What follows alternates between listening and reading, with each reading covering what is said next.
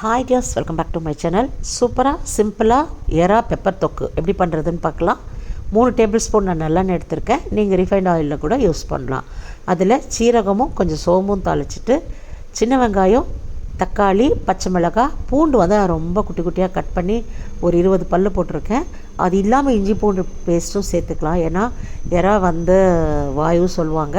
அதனால் எவ்வளோ இஞ்சி பூண்டு சேர்த்துக்கிறோமோ அவ்வளவும் நல்லது. நான் எப்போவுமே வந்து பூண்டு வந்து இந்த மாதிரி பொடியாக கட் பண்ணி போடுவேன். உங்களுக்கு வேணும்னா பண்ணுங்கள், இல்லைன்னா ஸ்கிப் பண்ணிக்கோங்க. நல்லா வதங்கின உடனே நம்ம இதுலேயே எறா சேர்த்துக்குவோம். காரத்துக்கு நான் ஒரு 5 பச்சை மிளகாய் போட்டிருக்கேன். மிளகாய் பெப்பர் சேர்க்க போகிறேன். உங்களுக்கு வந்து காரம் எவ்வளோ வேணுமோ அதுக்கு தகுந்த மாதிரி சேர்த்துக்கோங்க. மிளகுத்தூள் வந்து நான் ஃப்ரெஷ்ஷாக அரைச்சி ஒரு டேபிள் ஸ்பூன் சேர்த்துருக்கேன்.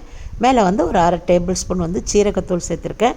சீரகத்தூள் வந்து அவ்வளோ நல்லது, வாசனைக்கும் நல்லாயிருக்கும், டேஸ்ட்டுக்கும் ரொம்ப நல்லாயிருக்கும். இப்போ நம்ம இதை நல்லா ஒரு 5 மினிட்ஸ் வதக்கிக்குவோம். வதக்கிட்டு அதுக்கப்புறம் பச்சை வாசனை போகிறதுக்காக ஒரு 1/2 கிளாஸ் தண்ணி, ஏன்னா எறா வந்து சீக்கிரம் வெந்துடும், நிறைய தண்ணி சேர்த்துக்காதீங்க. பச்சை வாசனை, வெங்காயம், தக்காளி, இஞ்சி பூண்டு எல்லாமே போய் சேர்ந்து வர்றதுக்காக தான் இந்த தண்ணியும்.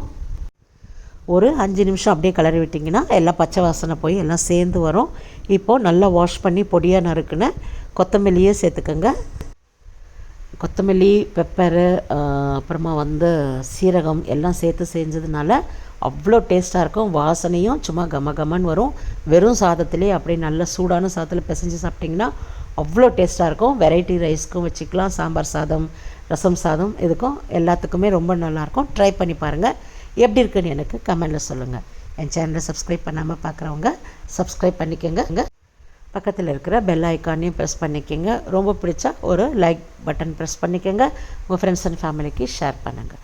Take care dears, keep smiling, பாய்.